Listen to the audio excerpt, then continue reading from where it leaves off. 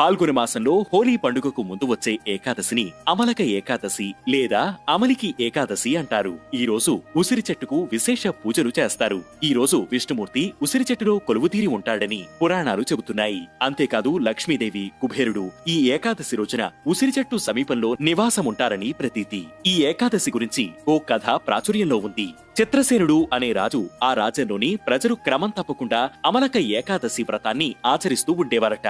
ఒకసారి వేట కోసం అడవికి వెళ్లిన చిత్రసేన మహారాజు దారి తప్పి రాక్షసుల చేతుల్లో చిక్కుకుంటాడు. వాళ్లు అతనిని బంధించి తమ స్థావరానికి తీసుకుని వెళ్తారు. స్పృహ తప్పి పడిపోయిన చిత్రసేనుడి దేహంలో నుండి ఒక కాంతి పుంజం బయటికి వచ్చి ఆ రాక్షసులని హతమార్చుతుంది. కొద్దిసేపటి తర్వాత స్పృహలోకి వచ్చిన చిత్రసేనుడు తన చుట్టూ 10 మంది ఉన్న రాక్షసులను చూసి ఆశ్చర్యపోతాడు. నువ్వు చేసిన అమలక ఏకాదశి వ్రతం వల్ల నువ్వు సురక్షితంగా రక్షించబడ్డావు అని ఆకాశవాణి పలుకుతుంది. ఇది తెలుసుకున్న రాజ్యంలోని ప్రజలు అప్పటి నుంచి రాజులతో సహా ఒకే ఉసిరి చెట్టు కింద ఈ వ్రతాన్ని చేయడం ప్రారంభించారు. ఈ ఏకాదశి రోజున భక్తి శ్రద్ధలతో ఉసిరి చెట్టుని పూజించిన వారికి సకల సంపదలు కలిగి దేహాన్ని విడిచాక మోక్షం లభిస్తుందని ప్రగాఢ నమ్మకం.